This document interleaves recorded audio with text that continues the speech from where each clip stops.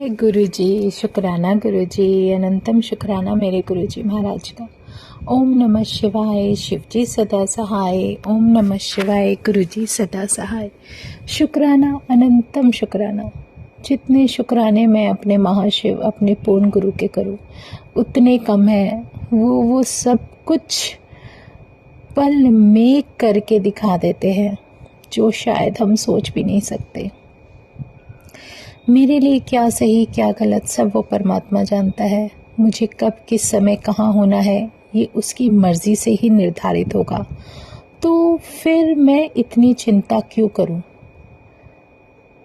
चिंता तो वहाँ होती है जहाँ सब कुछ हमें खुद ही करना है, जहाँ मुझे कुछ करना ही नहीं होगा वही जो परमात्मा की मर्जी, क्योंकि वो मुझसे बेहतरीन सोच रखता है, क्योंकि उसे पता है मेरे लिए क्या सही है क्या गलत है, मुझे क्या करना चाहिए क्या नहीं करना चाहिए, सब उस परमात्मा की मर्ज़ी से है। शुक्राना मेरे गुरुजी का, अनंतम शुक्राना कि बस मुझे इस लायक बनाओ कि मैं शायद क्या कभी भी जीवन में अगर इस काबिल बनी तो किसी को कुछ दे ही पाऊँ। शुक्राना मेरे गुरुजी कि तुम्हारी रहमत, तुम्हारी दया, तुम्हारा प्यार, तुम्हारा आशीर्वाद हमेशा मेरे साथ था, है और हमेशा रहेगा, ताउम्र रहेगा। पता नहीं जीवन में हमें क्या देखना था, लेकिन तुम हमें किस किस परिस्थितियों से निकाल कर किस तरीके से बचा कर चल रहे हो, ये सिर्फ तुम जानते हो या मैं जानती हूँ। हमारा एक कनेक्शन अलग ही है। शुक्राना मेरे गुरुजी, अनंतम शुक्राना मेरे पूर्ण गुरु, मेरे महाशिव, जो जीवन में हम लोग सीख सकते हैं या जिन बातों को, जिन लेसन को हमें सीखना चाहिए वो किस तरीके से सिखा देते हो, जिसमें शायद सीखने में हमारा कितने साल चले जाते, कितना जीवन निकलता चला जाता, हम उसको सोच भी नहीं सकते। हमारे दिमाग में, दिलो दिमाग में इस तरह का कोई ख्याल भी ना हो, पता नहीं किन परिस्थितियों से हमें कैसे बचाकर चल रहे हो। शुक्राना मेरे गुरुजी, अनंतम शुक्राना। मेरी जर्नी के हिसाब से जैसे मैं आप लोगों के साथ सत्संग शेयर करती आ रही हूँ, तो जब गुरुजी ने मुझे सत्संग में अपने साथ लेकर चलना शुरू किया तो इतने सारे लेसन दिए। कहाँ मैं कभी ऑटो से जा रही हूँ, कभी कैब से जा रही हूँ। एक बार का सत्संग याद है मुझे पता भी नहीं था कि मैं वहाँ जाऊँगी। बहुत तेज़ बारिश, और जैसे ही घर से निकली तभी बारिश। और मेरे साथ ज़्यादातर यही हुआ है कि जो मैं बुक करती हूँ वो कभी कैब आती नहीं, और कैब अगर आई तो वो गुरुजी की मर्ज़ी की अकॉर्डिंग ही आती है। तो क्या होगा, किस में बैठ के जाएंगे? जब सब कुछ मेरे परमात्मा को सोचना है तो हमारे दिमाग में इतनी चिंता क्यों होती है? मैं उस संगत के यहाँ पहली बार गई, मुझे महाराज ने वो सेवा बख्शी कि वहाँ रंगोली लगानी है और कड़ा प्रसाद बनाने की सेवा दी। तो ये महाराज की बहुत प्यारी असीम कृपा है जो मिली, जिसको अनदेखा नहीं कर सकते। मुझे नहीं पता था कि मैं वहाँ जाऊँगी, सत्संग अटेंड करूँगी और इतना सब कुछ देखूँगी कि किस तरीके से उन्होंने गद्दी लगाई हुई है अपने घर में और किस तरीके से वो सेवा करती हैं, और उनके यहाँ उनकी सिस्टर का आना, उनका अपना सत्संग शेयर करना बहुत बड़ी बात है, बहुत बड़ी बात। हम जो नहीं सोच सकते ना वो हमारे जीवन में होने लगता है। मेरे महाराज ने ऐसे ही मुझे जीवन में पल पल लेकर चलना शुरू किया, मुझे सिखाया कि कैसे जीवन में तुम्हें आगे बढ़ना है, क्या करना है।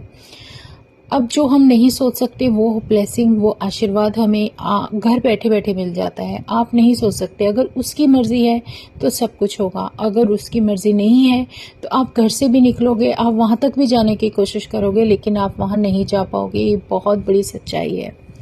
जैसे किसी सत्संग में जाना है, आपको इनविटेशन है, आप जाओगे भी लेकिन आप वहाँ नहीं अटेंड कर पाओगे क्योंकि उस रब की मर्ज़ी नहीं है, आपका कल्याण वहाँ नहीं लिखा।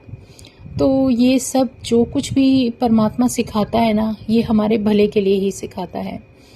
जैसे मैंने एक सत्संग याद आ रहा है, बताती हूँ। मेरी एक फ्रेंड है जो फरीदाबाद में रहती हैं, उनका ट्रिप बन गया अमृतसर जाने का, वो भी गुरुजी महाराज की मर्ज़ी से ही। वो भी बहुत अच्छी संगत है, बहुत सेवा करती हैं। और उन्होंने मुझे उनकी बेटी ने फ़ोन करके बताया कि जैसे ही मैं वहाँ पर एक बहुत बड़ी मूर्ति है, डिवाइन ऑरा है हमारे महाशिव का जो बैठा है, बहुत प्यारा। उसने बताया अपने वर्णन में, शब्दों में, कि कैसे मम्मा ने मुझे बोला कि मुझे ना इस पे मतलब थोड़े से पैसे चढ़ा दो जहाँ पर वो है उनका दान पात्र। तो जैसे मैंने पर्स में से हाथ डाला तो उसमें से गुरुजी का पेंडेंट ब्लेसिंग निकला। और वो ये सब बताते हुए इतना खुश हो रही थी, बोल रही थी कि देखो, मैं पैसे चढ़ाने के लिए मैंने पर्स में हाथ डाला और पैसे की बजाय मेरे हाथ में गुरुजी का पेंडेंट आ गया जो कि ब्लेसिंग दी हुई थी उनको।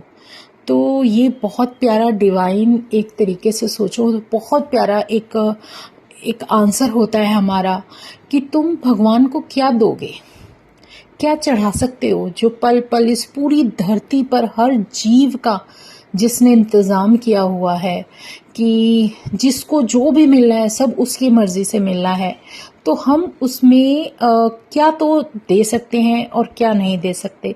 सिर्फ मन को संतुष्ट करने वाली बात है कि हम क्या चढ़ाएं क्या ना चढ़ाएं, ऐसा कुछ भी नहीं है। किसी भी वहम में मत पड़ो।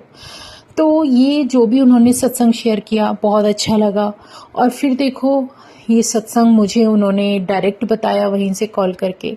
और दूसरी बात, जब वो गोल्डन टेम्पल पहुँचे तो उन्होंने स्पेशल डायरेक्ट कॉल करके मुझे वहाँ के डिवाइन दर्शन करा दिए। तो शुक्राना मेरे गुरुजी का। अपना रूप, अपना दर्शन कहीं से भी दे देते हो। और बहुत प्यारा ऑरा होता है वो, बहुत अच्छा लगता है सब कुछ देखकर कि गुरु के दर्शन हो जाते हैं और जो नहीं सोचा होता वो जीवन में होने लगता है। तो मुझे कहीं ना कहीं ऐसा लगा, मैंने उनको यही बोला, मुझे लगा कि जैसे मुझे ये दर्शन देने के लिए ही आप लोगों की ट्रिप बनी है। तो शुक्राना मेरे गुरुजी का।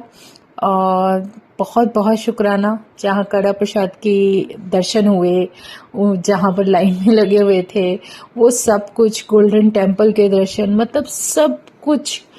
और सब कुछ उस परमात्मा की मर्जी से ही होता है। एक एक पल, एक एक सेकंड उन्होंने अपनी मर्जी से मेरा लिखा। तो फिर हमें हर उस परिस्थिति में संतुष्ट रहना सीख लेना चाहिए जो उसने हमें दी है।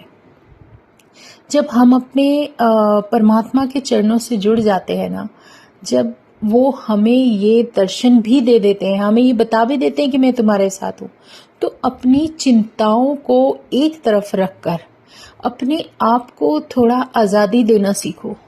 छोड़ दो सब कुछ उन पर। सच में बहुत हल्का फील करते हैं हम, बहुत हल्का फील करती हूँ। और जब ये सब करने के बाद जो कुछ भी गुरु सिखा रहे हैं, कि जब उन्हें लगेगा कि मुझे दर्शनों की ज़रूरत है, तो वो अपने मंदिर में वहीं मुझे बुला लेंगे जहाँ वो चाहते हैं।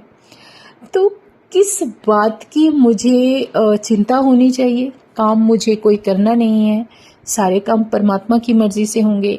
कब, कहाँ, क्या, कैसे होगा, सब कुछ उसने लिख दिया। तो फिर टेंशन लेना तो एक बेवकूफ़ी वाली बात हो गई। तो यही सब गुरुजी मुझे मेरे जीवन में सिखा रहे थे कि तू कहाँ, मैं यहाँ जाऊँ, मैं वहाँ जाऊँ, मैं ये करूँ, मैं वो करूँ, कि छोड़ दे सब कुछ, क्यों लेके बैठी है? मैं हूँ ना तेरे नाल। जब परमात्मा, जब खुद महाशिव तेरे साथ बैठा है, तेरी सारी चिंताएं उसने ले ली, फिर क्यों चिंता में पड़ी रहती है? छड़ परे, सिर्फ नाम जप करती रहे। शुक्राना मेरे गुरुजी का, इतना प्यारा एहसास देने के लिए जिसकी मैं कल्पना भी नहीं कर सकती, और वो मुझे वो सब कुछ एहसास करा देते हैं। इससे प्यारा तो वर्णन कुछ हो ही नहीं सकता। जैसे एक वर्णन है जो कि एक सत्संग है मेरे जीवन का बहुत प्यारा।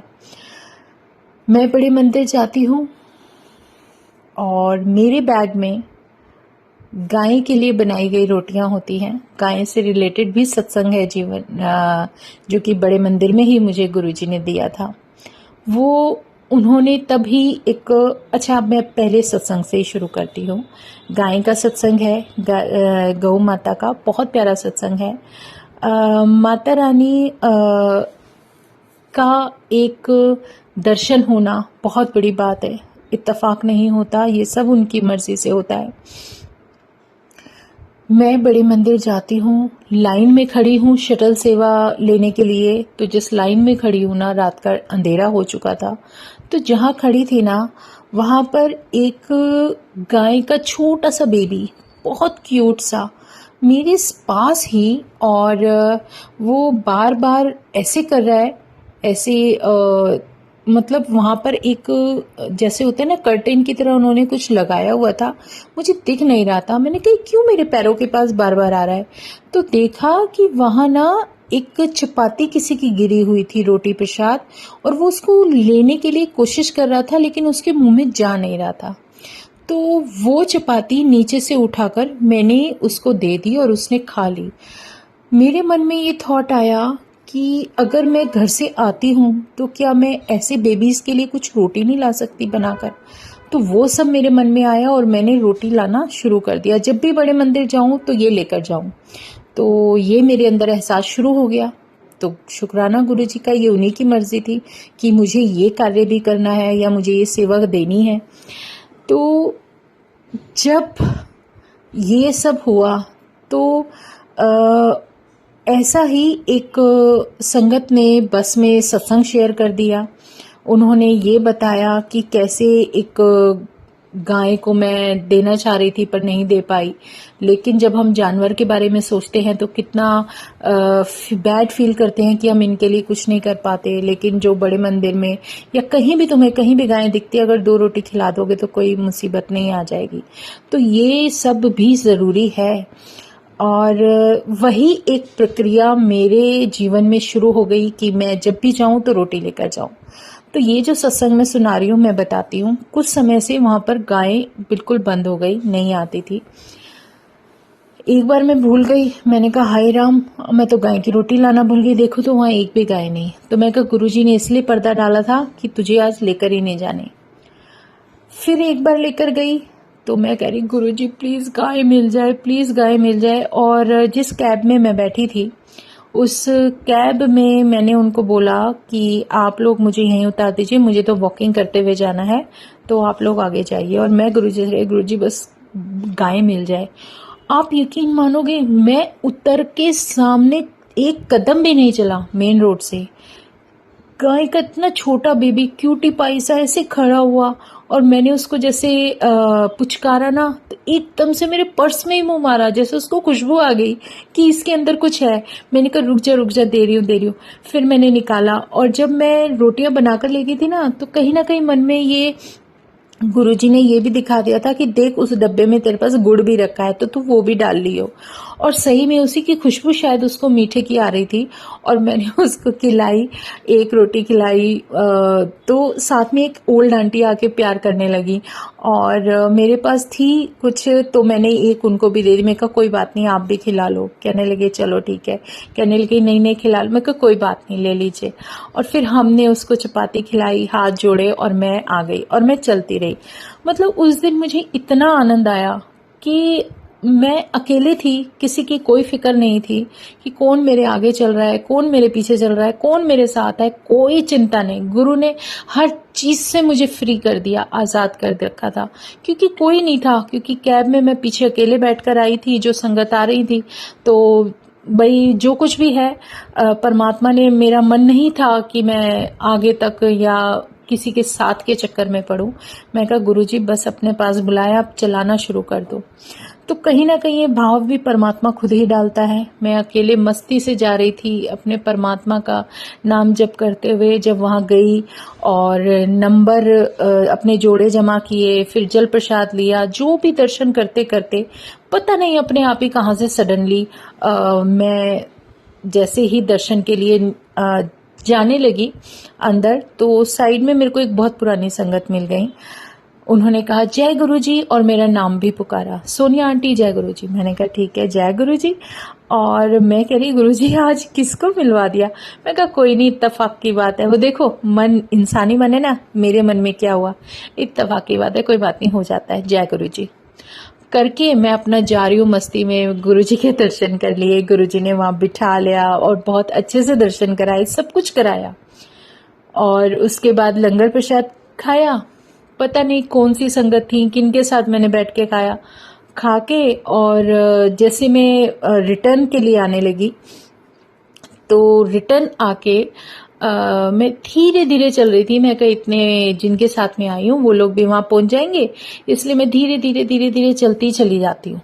तो जब मैं चल रही थी ना, एक मेरे पास सामने से आता हुआ लेफ्ट में कोई 14-15 साल का लड़का होगा। उसने कहा जय गुरु जी आंटी और स्माइल दी। मैं कहा जय गुरु जी बेटा। मैं कहा मेरे को वो तो ऐसी अननोन से 2 बच्चे जा रहे थे, उन्होंने मुझे जय गुरु जी आंटी बोल दिया। मैं कहा ठीक है जय गुरु जी बेटा। अब देखो गुरु ने जवाब कैसे दिया। उसके 10 कदम भी नहीं चली, एक और जान पहचान की संगत मिल गई। जय गुरु जी आंटी आपने पहचान लिया मुझे। मैं कहा हाँ जी पहचान लिया, जय गुरु जी। फिर थोड़ी दूर पर चली फिर एक संगत अंकल मिल गए, जय गुरु जी आंटी आपने वो तो खैर काफी जानकार थे और उनसे बात हुई, हैरान हो गई मैं उन्हें देखकर। तो मैं कहा क्या बात है गुरुजी, आज तो आपने मुझे वो जवाब दिया है कि जब मैं तुझे बता रहा हूँ कि यहाँ तो मेरी मर्जी से आई है और जो कुछ भी हो रहा है वो इत्तेफाक नहीं है, उसका जवाब गुरु ने ऐसे दिया। और उसके बाद थोड़ी देर बाद दूर और चली, आप यकीन मानोगे फिर एक जानकार आंटी मिल गई। फिर चली, मैंने कहा अब तो भैया आज तो बहुत सारी संगत मिल गई, कमाल हो गया गुरुजी, आज तो सारे मेरे ही जानने वाले आ रहे हैं यहाँ पे। और फिर मैं वहाँ रोड क्रॉस करके खड़ी हो गई। फिर वहां पर 2 संगत और मिल गई जो मेरी जानकार थी और काफी अच्छे से जानते थे। मैं कहा शुक्राना गुरुजी, क्या बात है गुरुजी, तुम्हारी तो लीला ही अपरंपार है। क्योंकि किसी की कोई भी इच्छा मर्जी नहीं चलती जहां तुम्हारी चलती है। मेरे मन में एक छोटा सा भाव आया था कि गुरुजी ये तो हो ही जाता है, 1-2 तो मिल ही जाती है। गुरुजी ने मुझे अपने वहां से एंड तक, जब तक मैं कैब में नहीं बैठ गई, हर 5 मिनट में मुझे एक संगत से मिलवा दिया। मैं कहा शुक्राना गुरुजी। बट जो वो फीलिंग थी ना, अकेले मंदिर जाकर जो शांतिपूर्वक, जो बिना किसी चिंता के मैंने अपने परमात्मा के दर्शन किए ना, वो एक औरा ही अलग था। वो कुछ समझाने के लिए था कि तू जितनी चिंताएं पाल के रखती है, जितनी टेंशन पाल के रखनी है, वो छोड़ दे। मैंने तुझे जैसे बुलवाना है मैं बुलवाऊंगा। जिस समय तेरा नाम लिखा है उस समय तू यहाँ आएगी। जिस समय तेरे नाम का एक लंगर प्रसाद का थाली होगा ना, वो मेरे हाथ में ही होगा। ये यकीन, विश्वास बहुत बड़ा है जो गुरु हमें देता है, जो सिखा रहा है, जो जीवन में चलने के लिए प्रेरणा दे रहा है। कह रहा है जितनी आफत तू कम लेगी ना उतना अच्छा है। तू अपने जीवन में अपने आप को अहमियत देते हुए चलती चली जा। नीमा होने की आदत डाल लो, कभी किसी से गलत मत बोलो, अपने व्यवहार में चेंज लाओ। जो जितना हो सकता है अपने आप को इस कदर, एक कहते हैं ना, जो एक कीमती चीज होती है कैसे रखी जाती है, वैसे तुम अपने आप को रखना शुरू करो। क्योंकि जब तक तुम अपनी अहमियत नहीं समझोगे तब तक कोई तुम्हारी कदर क्यों करेगा। सच्ची बात है। तो अपने जीवन में उस परमात्मा का सिमरन करते हुए, एक अच्छे इंसान बनते हुए, लोगों के लिए दया धर्म आप अपने दिल में रखो। बहुत अच्छी बात है जहाँ हो सके किसी की मदद कर दो, हो सकती है करो, नहीं हो सकती तो उसकी मदद करने वाला परमात्मा बैठा है।